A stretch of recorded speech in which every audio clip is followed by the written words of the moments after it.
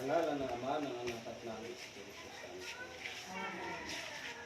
O Diyos na dakila, Diyos na banal, Diyos na makapangyarihan sa lahat, ang Diyos na walang magpakailanman, El Shaddai, ang iyong dakilang pangalan. Maraming salamat po Diyos, minsan pa, sa kabutihan mo po sa amin. Salamat sa buhay at kalakasan na muli mong ipinahiram sa amin. Salamat sa araw na po Diyos kung saan isa na naman pagkakataon ng pinagkalob niyo po sa amin upang ikaw ay patuloy namin masamba, patuloy kaming makapakinig ng iyong mabuting balita. Tubing o Diyos, mas pamamagitan ng mensahe po sa amin sa araw na ito, ay magdala ito sa aming buhay tungo sa tunay na pagbabago ng buhay at ito'y magdala sa amin doon sa isang buhay na may katagumpayan. Kaya Panginoon, maraming salamat at inaangkin namin ngayon pa lang na kami ay magtatagumpay dahil ikaw ang aming Diyos na makapangyarihan sa lahat na kung saan patuloy namin pinanaligan, patuloy namin tinatanggap sa aming mga buhay. Kaya maraming salamat po Diyos sa iyo ang aming pasalamat pagsamba sa pangalan ni Jesus, sa ngalan ng Ama, ng Anak at ng Espiritu Santo. Amen. Amen. Palakpakan natin ang Panginoon. Sa mga kapatid ko sa Panginoon sa Kristo, ang pagbasa ay ating hanuhin sa Ebanghelyo ni San Mateo, Kabanata 22, talata 34 hanggang 4 po. Mateo 22, 34 to 40.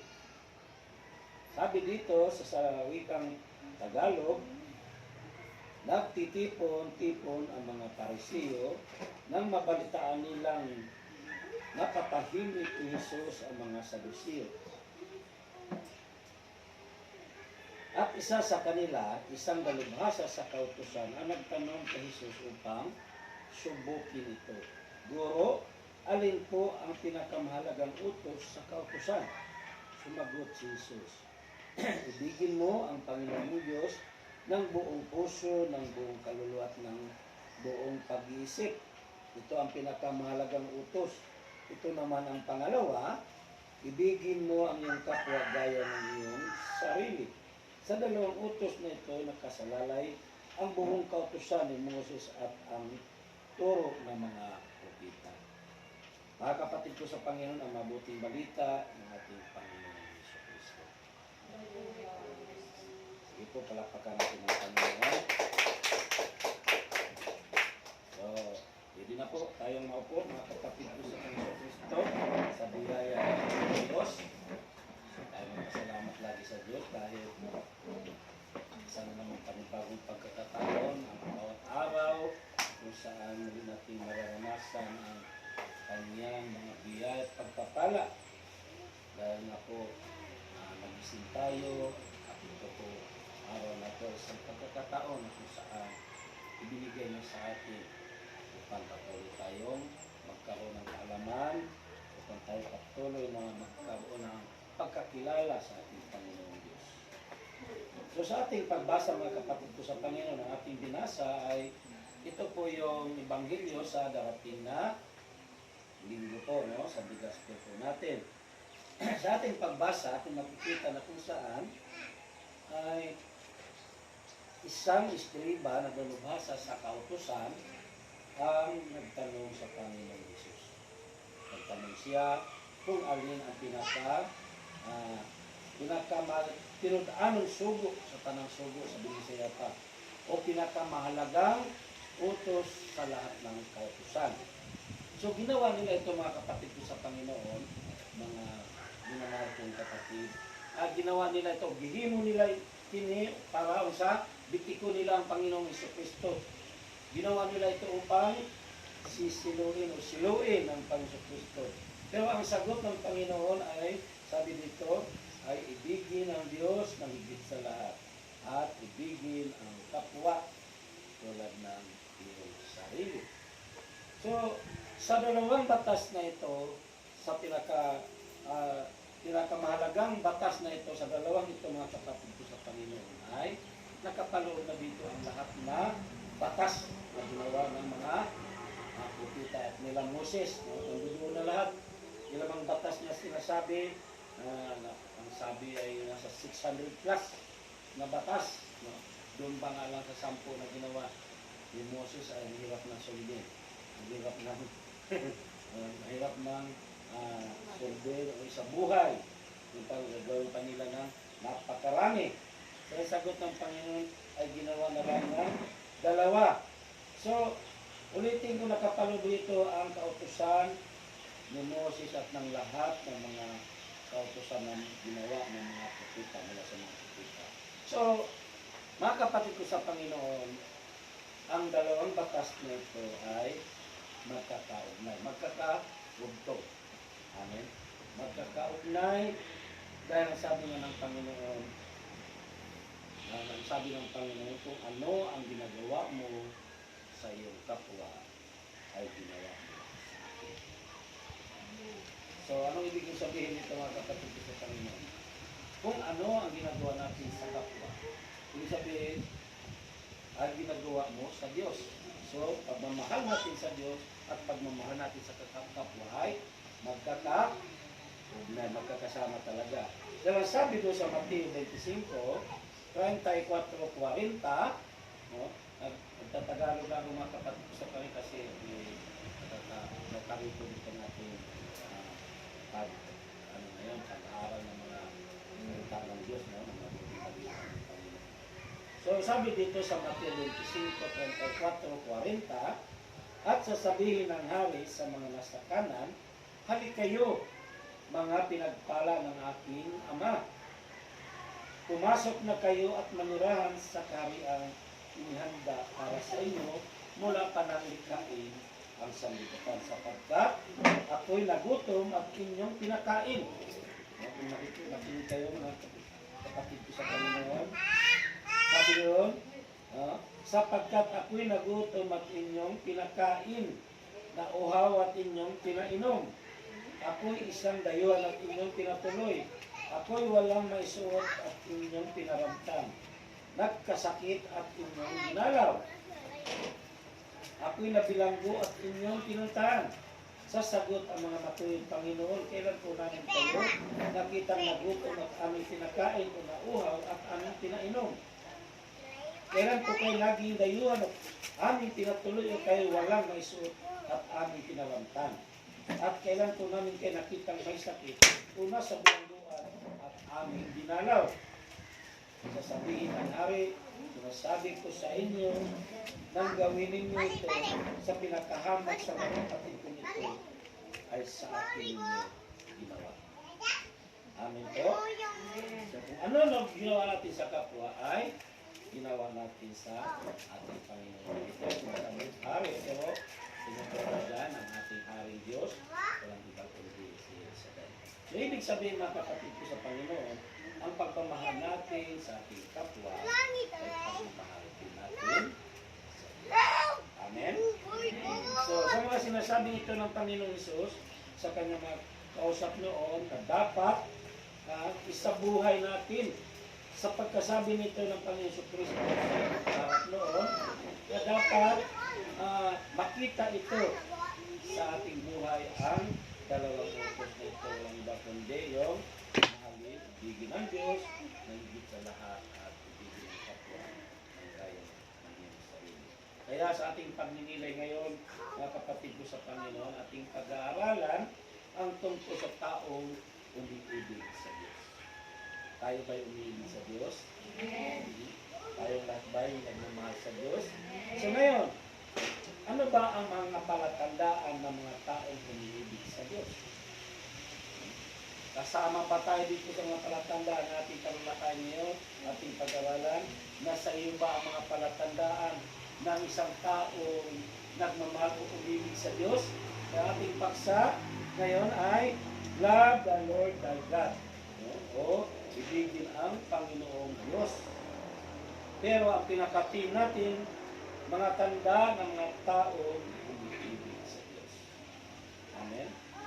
The signs of people who love God.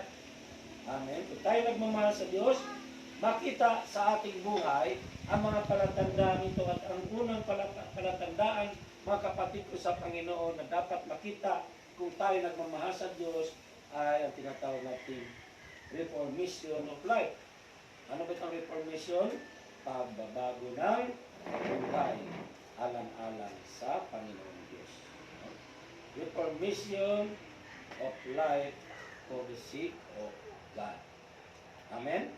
No? So, ibig sabihin, kapag mahal natin ang Diyos, mga kapatid ko sa Panginoon, makita sa ating buhay ang pagbabago. Nahanda nating iwan ang ating mga lumang buhay, ang mga buhay natin na hindi kalugod-lugod sa Diyos. Amen. Yung mga ginagawa natin na hindi muuyon ang Panginoong Hesukristo. No? So, kay bao na ta siguro, anak, unsa ng mga butanga o anong mga bagay na yan na ayaw ng Panginoon. Amen po ba? Yung ayaw niya, yung mga bagay na hindi ayon sa kanyang kalooban. Amen po ba?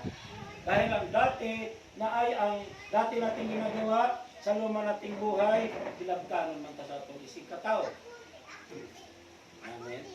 Pagkaliniro tayo sa ating kapwa. Ito lang. O ang inuuna natin sa buhay ay ang mga bagay sa mundong ito.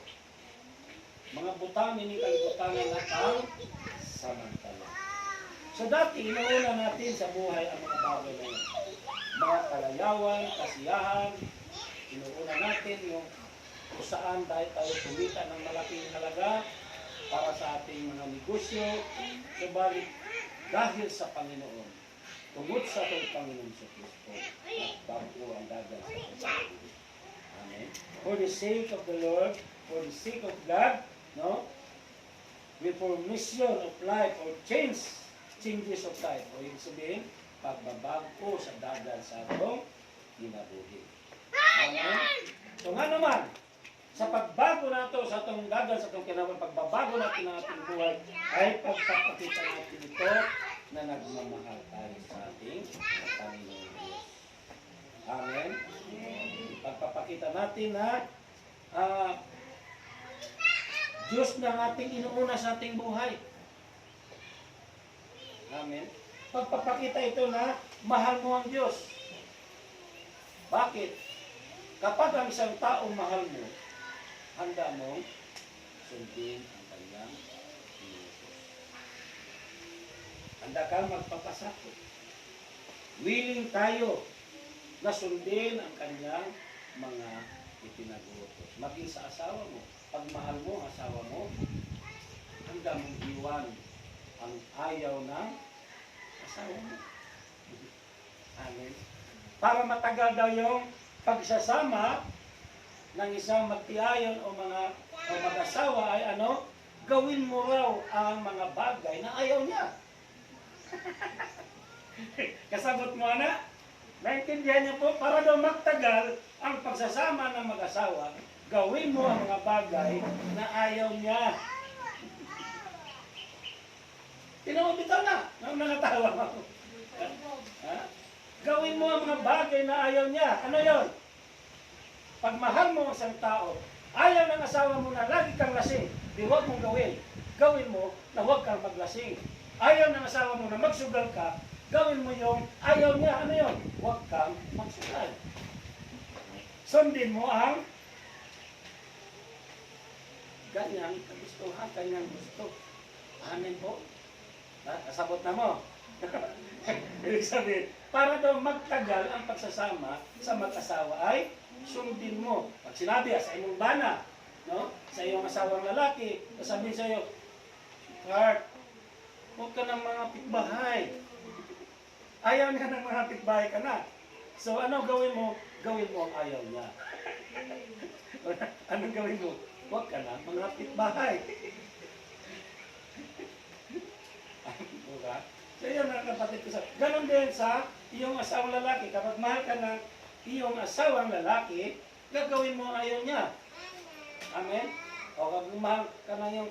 kamahal ka ng asawang lalaki, sasabihin mo, Huwag ka nang maglasing, huwag ka nang magsugal, huwag ka nang pumunta dyan sa kung saan-saan.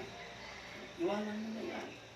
So handa mo, iwan ang lahat ng masasama, mga gawain mo, yung lumang buhay mo, alang-alang sa Panginoon. Bakit? Mahal mo ang Diyos. So handa nating sundin o handa nating iwan ang mga bagay na dati nating nakasanayang gawin alang-alang sa ating Panginoon. Ibig sabihin, priority na natin ang ating Diyos. Katulad ngayon, pina-priority ninyo ang Panginoong Diyos sa ganitong gawain tuwing Martes na ang araw na ito ay inalaan nyo talaga sa Panginoon.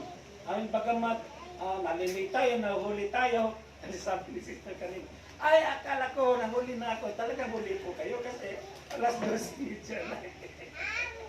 Huli kasi ang lahat eh. Nahuli ang usapan, alas 2. Bagamat nahuli pero ang ating puso nandoon para sa Panginoon.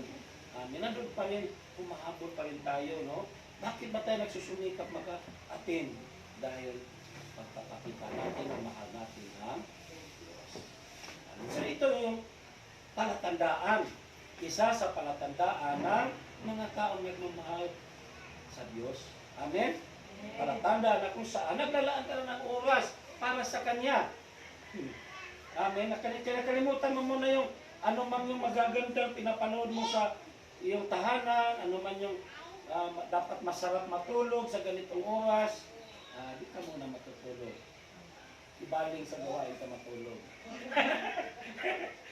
Matambong ka lang, di ba na matulog? Minsan nga, dati sa Manila, dami natutulog. Sa harapan, noong una, nung bago-bago pa lang ang pitsin. Pag maglagot ko ba, kung naman ito, natutulog na sa gawain. Pero, nung matagal na naunawaan ko, sabi ko, ito lang ang gusto talaga nito, ang desire ng puso na makatambong sa gawain. Kasi pagod na naman maghapon sa trabaho, no? Sa trabahong bahay, o ano pa man ang trabaho. So, kagustuhan lang dahil mahal na ang Diyos, umaatin, di bali na pagdating doon bagsak. So, dito ko naunawaan na sa piling ng Diyos ay may kapayapaan. Amen. Sa piling ng Diyos ay may kapahingahan. Sa piling may kanta yan, ano yung kanta mo? Sa piling mo, O Diyos, ay may kagalakan. Sa piling mo, O Diyos, ay may kalipay. So, ganun mga kapatid sa Panginoon, no? Isa sa tanda ng ating pagmamahal sa Diyos ay binabago natin ang takbo ng ating pamumuhay.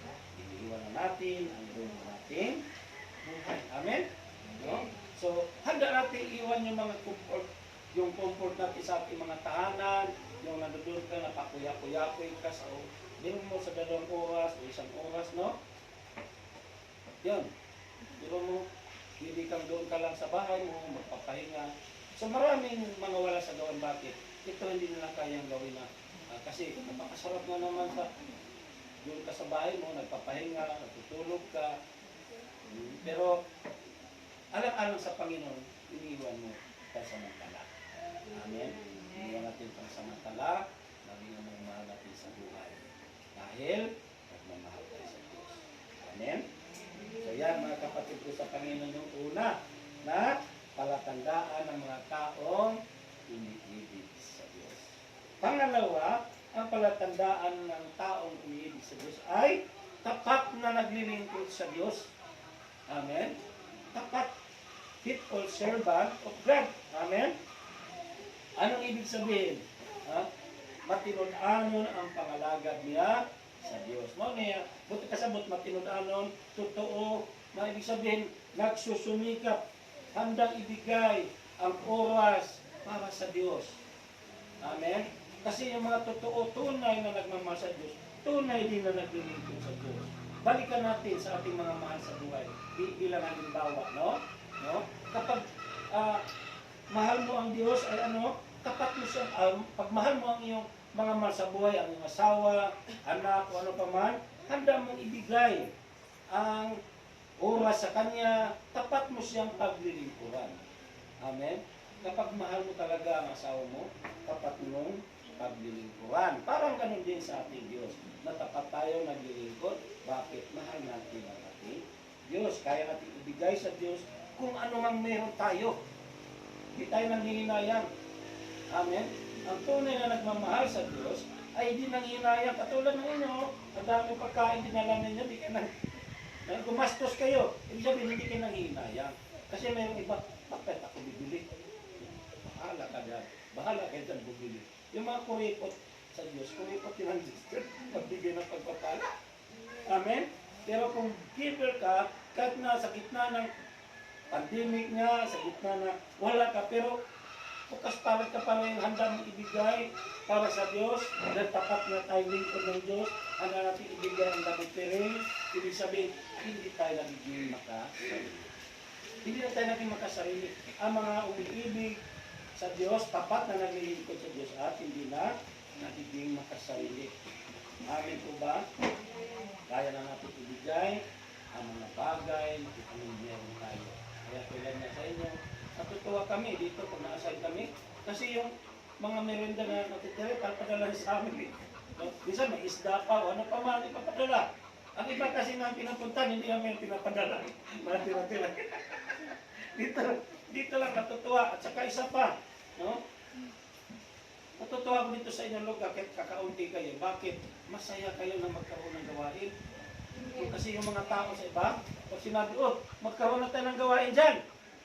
Ay, ayaw pa namin, bro. Nung sa dito, nabalitaan ko, nung sinabi magkakawain ko, ay, praise the Lord. Di ba? Natutuwa. Oo, natutuwa. Ibig sabihin yan ang palatandaan ng mga taong tapat na naglilingkod sa Diyos. Pagtuwa na magkaroon uli ng gawain. Yung iba, natatakot. Bakit sila natatakot? Wala daw silang pang-ilo. Oh, doon sa anniversary mo nakarang linggo, sabi nung coordinator, pumunta ng office, na huwag sana ituloy na raw. Bakit di na itutuloy? Wala daw pera. Sabi, may ba daw kilo 5 yung daisy doon? Huwag na naintindihan ng pera. Pati si Mami Cordy. Yan na nakalagay dyan sa mission order na yan. Nakalagay na kung sino magtutok dyan. Huwag nyo na intindihan ng pera. Bakit ba naman matatakot kayo dyan? Kasi po, kapag ang tao na kulang sa pagmamahal sa Diyos, kulang din ang tiwala sa Diyos. Kasi kung mahal mo ang Diyos, tiwala ka eh. Amen? Tapat ka naglilingkod sa Diyos. Tapat din ang pagtitiwala mo sa Diyos na hindi ka matatakot. So natatakot sila. Nung dumating ang anniversary, ang dami pagkain. Ito ba yung wala? So kikilos ang Diyos sa mga pangangailangan natin, sa ating mga gawain. Huwag natin, ito naman sinasabi ko lang, hindi naman kayo ito, no? Sinasabi ko lang na ang iba kasi na minsan, tagal na sa gawain. Huwag ka lang matagal sa gawain. Parang nawala ang tiwala sa Diyos. Amen? Parang nag-alin lang na marami nang naranasang biyaya na natanggap. Marami nang naranasang mga himala na natanggap sa kanyang buhay. Okay lang, tumatagal, parang nag-alin lang na nagdadaig ng mga, ano yun, minsan yung mga salita ng mga kapitbahay, salita ng kapwa mo, mga mahal sa buhay na wala ka sa gawain. Kasi totoo lang sa ating pangalagad sa Diyos, sa ating paglapit, sa ating pakipagrelasyon sa Diyos ay maraming kapwa. Mahal lang dyan, minsan gamitin ng kaaway, mismo ng mahal sa buhay. Kaya kailangan maging matatag talaga tayo. Kaya nga, ulitin ko, ang palatandaan ng nagmamahal sa Diyos ay tapat na lingkod. Amen? Tapat na naglilingkod na hindi nagpapaliban ng araw. No? Hindi nagpapaliban ng araw na may gawain na walang absent-absent. No? Anong ibig sabihin? Alam mo naman ang araw ng Martes, ganitong oras, alas 2 hanggang alas 4, Huwag ka nang kumuha ng iba pang mga appointment.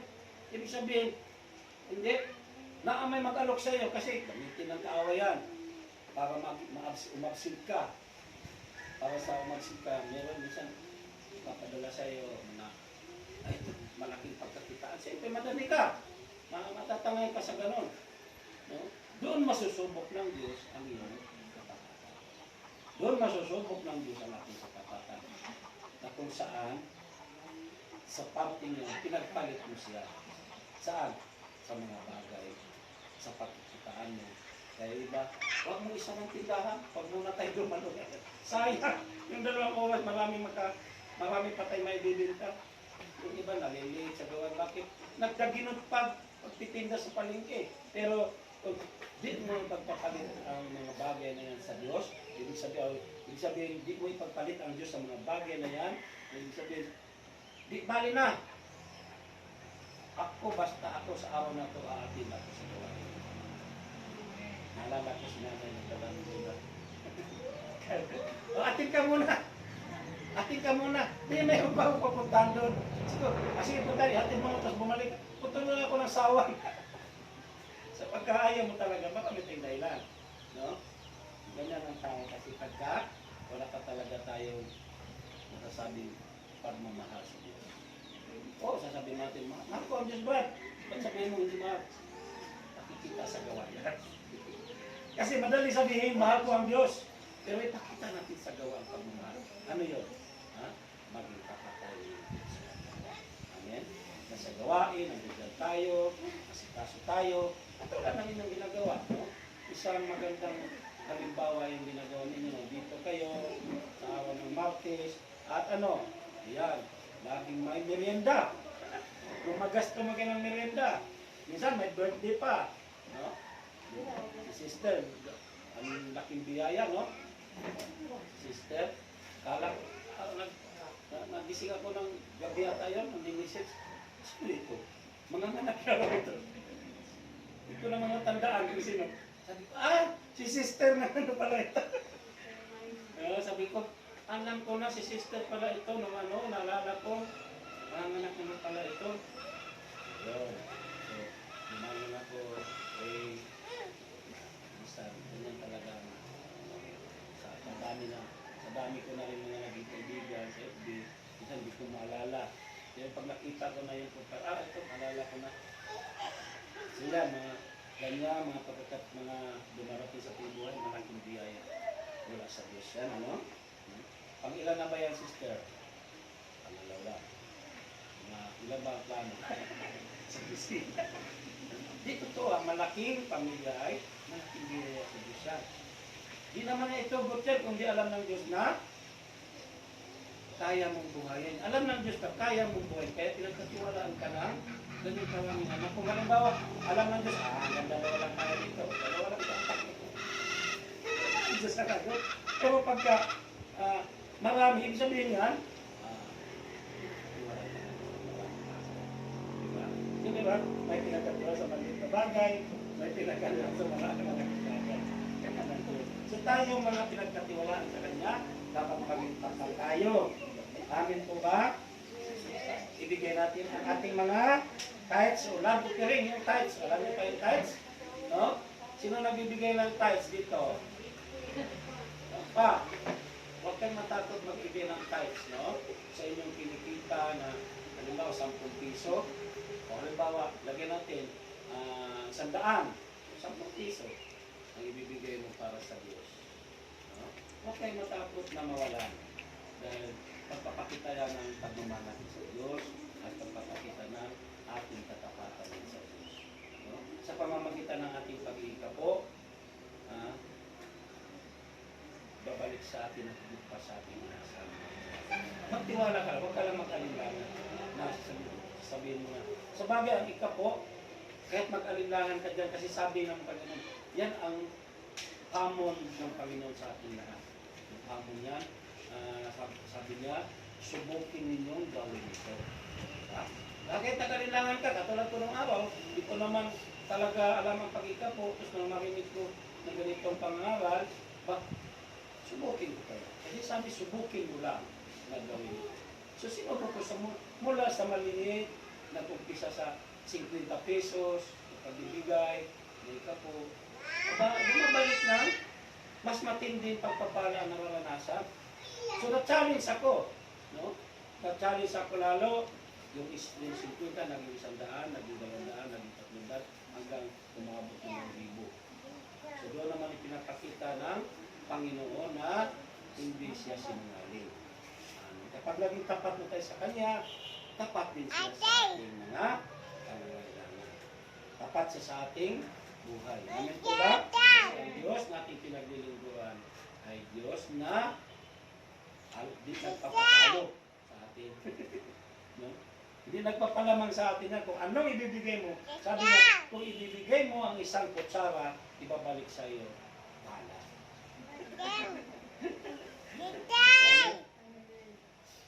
Ang ibibigay mo ay isang plangganita, ang ibabalik sa iyo isang planggana. No?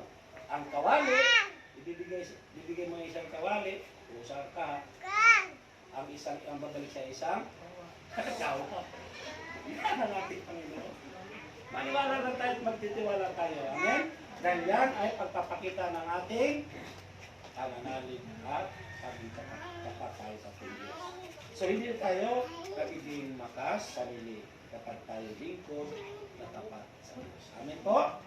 So yan po ang pangalawang palatandaan ng mga taong umibig sa Diyos.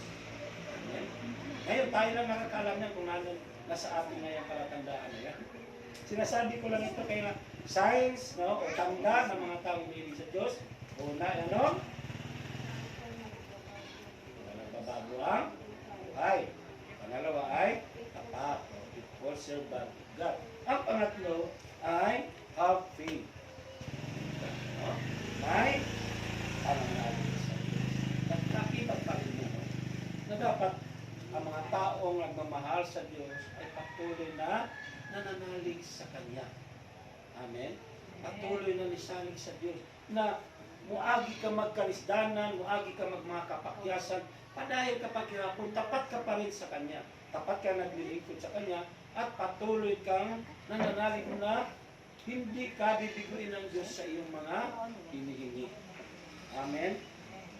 Sabi nga ni Sister, kanina kasi napag-usapan namin dalawa kanina na tungkol sa mga pagsuway, mga pagsubok.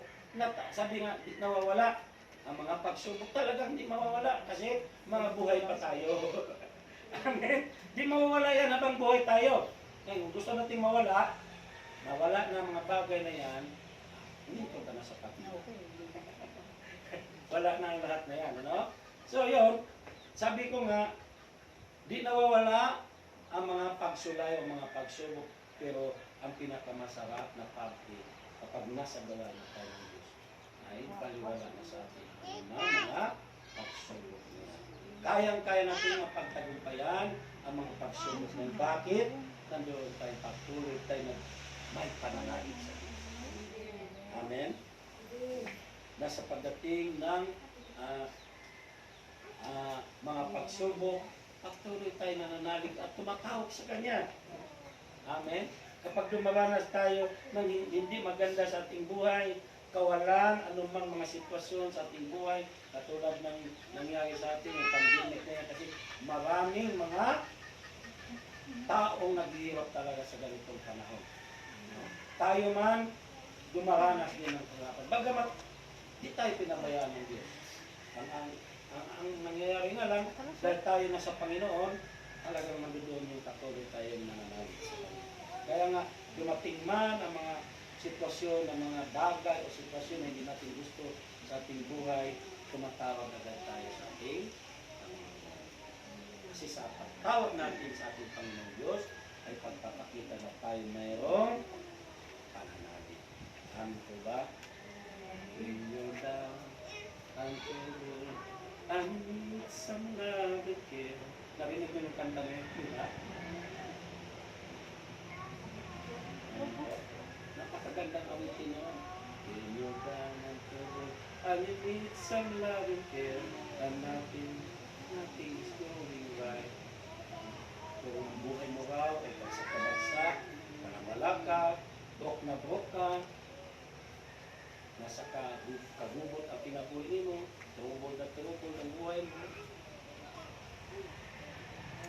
kailangan mo isang kaibigan. Diba? Sabi ko niyo, kailangan ko, and you need some loving care. Kailangan ka ng nagmamahal sa iyo. Amen. So, ang Diyos nandiyan upang tutulungan tayo na handang sumaglolo sa ating mga kalagayan. Amin po ba? Iwasan na po tayo. Kada yung kami-kanta. Gusto mo pong maminaw sa ating when you're down and troubled and you need some love and care and nothing is doing. Wala palang nangyaring kabutihan, no? Nothing is doing right. You just go up. Just close your eyes and think of me. Sabi nun, ipikit mo lang daw ang iyong mga kaisipin mo ako. Amen. Close your eyes and think of me. And soon I will be there to brighten up heaven your darkest night. Nariyan ako darating ako upang bibigyan ko ng liwanag ang kadiliman ng iyong buhay. You just call out my name and you know wherever I am. I'll come running to see you again. No? Alam mo naman kung saan ako, nandyan lang ako. Sa paligid mo, nakatunghay ako sa'yo, nakatingin ako sa'yo. Alam ko ang pangailangan mo. Sabi ng Kristiyan. Amen. You just call out my name. And you know, for wherever I am, saan ba ako naroon? Nasa ating paligid na. Nasa lahat ng dako ang ating Panginoon Diyos. Amen. Handa siyang sumaklolo, magbigay ng mga kalutasan sa ating mga problema. Winter, spring, summer, all you have to do is call. Binabanggit dyan, tanan nga panahon, no? Winter, spring, summer, or fall, o bisa taglagas. Yung apat na panahon na yan, yeah. All you have to do is call. Wala kang ibang gagawin kundi tumawag sa Diyos. Amen? Ano man ang nararanasan natin sa buhay, iniwan ka man ng iyong mga mahal sa buhay, iniwan ka man ng iyong girlfriend, iniwan ka man ng iyong boyfriend, ng iyong asawa, mga anak, nag-iisa ka lang sa buhay, nandiyan ang Panginoon Diyos, nandiyan ang Panginoon Jesus, na isang kaibigan na tunay at handang gumamay sa ating buhay. Amen po ba? So ano yung sabihin mga kapatid ko sa Panginoon? Patuloy tayong manalig sa Diyos. No? Ang taong umiibig sa Diyos ay nananalig sa Diyos. Anong ang sitwasyon ng kanyang buhay o anong man sitwasyon ng kanyang nararanasan. Amen po ba? Ibig sabihin kapag meron tayong pananalig sa Diyos, kinikilala natin ang Diyos sa ating buhay. Amen po ba? Kapag patuloy tayong nananalig, kapag patuloy tayong dumudulog sa Kanya, ina-acknowledge natin ang Diyos sa ating buhay. Amen po ba? Kaya ang ating gagawin, kasi tayo lahat mga kapatid sa Panginoon, tayong lahat dumaranas ng mga iba't ibang mga pagsubok. Amen. At kapag mahina-hina ang ating pananampalataya, kaya tayo ibagsak. Kaya-kaya kang ibagsak. Hindi ka naman kung mahina-hina. Pero kung matibay ang ating pananampalataya, imanas ka man ang kahirapan, anumang sakit o anumang karamdaman, di mo ka rin kapagpalit ang iyong pananalig sa Diyos. Amen. Bakit? Tapat tayo. Lingkod ng Panginoon. Tapat tayo sa Kanya. Amen. So, kapag tapat, no, result kami po may pananalig tayo. Tuloy-tuloy tayo may pananalig sa Diyos. Amen po ba? So, yan lang po mga kapatid ko sa Panginoon ang ating paksa ngayong hapon ito. Ang paksa natin ay love the Lord thy God. O, ibigin ang Panginoong Diyos. Pero ang pinakatin natin, the signs of people who loves Him. Amen? Ang tanda ng mga taong umibig sa Diyos. Ang unang tanda ay nagbabago ang buhay. No? For the sake of the Lord. O, nagbabago ang buhay alang-alang sa Panginoon. Amen? Reformation of life or changes of life. bago ng buhay. At ang pangalawa ay faithful servant of God. No? Amen? Tapat na lingkod ng Diyos. At ang pangatlo mga kapatid sa Panginoon ay pag-faith in God. No? So, yan ang tatlong yan. Ilan lang ito yan sa mga handa sa mga taong tumitigil sa Diyos. Amen? So, manindog na ta, manigsulog ko sa Panginoon, na tumayo tayo lahat. Ulitin ko ang tanong, mahal ba natin ang Diyos? Amen. So, nakikita tayong mamuhay na ayon sa Islam. Nakikita tayong yung pagbabago ng ating tulong-tulong. Huwag natin balikan yung mga luma nating buhay. Yung mga buhay na hindi ayon sa kalooban ng Diyos, yung mga ginagawa natin, yung mga pangyayari natin. So, lubos na natin iwanan yun. Sabihin, tuloy-tuloy na pagbabago. Tunay na pagbabago natin. At tuloy-tuloy tayong maglilingkod sa Diyos ng mga kapatay. Huwag natin ipagpalit ang Diyos sa mga bagay sa mundo ito. Bakit? Ang sa mga kalalangan. Pero ang Diyos, panghabang buhay, panghabang panahon, hindi lang dito sa lupa, ang Diyos sa kabilang sa langit. Ito ba? Patuloy tayong mananalig sa Kanya. Anumang mga nararanasan natin ang pagsunod sa Diyos. Amen po? So, ipikit ninyo ang inyong mga mata at tingin nyo sa Diyos sa oras na ito ang inyong mga pangalaman. Sa atin siya, at ako po'y mananalangin, tayo manalangin, magkakaisa tayo, iman tayo, magkakaiba man tayo, subalit ang ating isip, magkakaisa sa pagdulog sa ating Diyos sa oras na ito. O dakilang Diyos na makapangyarihan sa nakasaya sabay, maraming salamat po sa maikling oras na kung saan kami ay nag-aaral, nagbulay-bulay ng iyong mga salita. Panginoon, salamat sa mensahe po sa amin sa araw na ito, sa hapon ito. Lubin mo, Diyos, na ang aming paksang pinag-usapan ay tumili ito sa aming mga buhay. Panginoon, ito'y manatili sa aming puso, sa aming isipan, na sa araw-araw ng aming buhay, ikaw po ang makita sa bawat isa sa amin. Lord, pagpalain mo kami lahat. Pagpalain mo ang ating mga kapatid na narito ngayon, na patuloy na nalig at paniwala na ng palataya sa iyo. Lord, anuman ang pangailangan ng bawat isa, mula sa coordinator, assistant coordinator, secretary treasurer, service ministry, o ano pa mga gampanin ng bawat isa. Taga-dalo lang naman siya, Panginoon. Kaming lahat, O Diyos, na narito sa lugar na ito na tinago. Lord, ikaw po ang magpala sa bawat isa. Ano man ang kanilang mga kahilingan ngayon sa oras nito. Nakikiisa po ako sa kanilang mga kahilingan. Sa pangalan ni Jesus, na sila ay tinutulungan. Answered prayer na sila. O dakilang Diyos, pagalingin mo po sila kung sino man sa amin o sino man dito na may sakit ng karamdaman. Sa pangalan ni Jesus, kasaganayan mo po ang bawat isa, ang kanilang hanapbuhay, ang kanilang mga negosyo, ano pa man, mga alagang hayop, mga pananim, ikaw po ang patuloy na magpapala. At ganoon din, O Diyos, sa mga taong makatunghay sa video ito, sa YouTube, abutin mo po sila, Panginoon, ng iyong kapangyarihan at sila po pagpalain sa lahat ng aspito ng kanilang buhay. Kaya maraming salamat po, O Diyos, sa hapong ito. At inaangkin namin, O Diyos, na ang araw na ito, araw ng katagumpayan ng aming buhay. Diyan ikaw ang aming Diyos na patuloy na pinabigyan. Sa pangalan ni Jesus, answered prayer na kami. Amen. Sa pangalan ng Ama, ng Anak, at ng Espiritu Santo. Amen. Amen.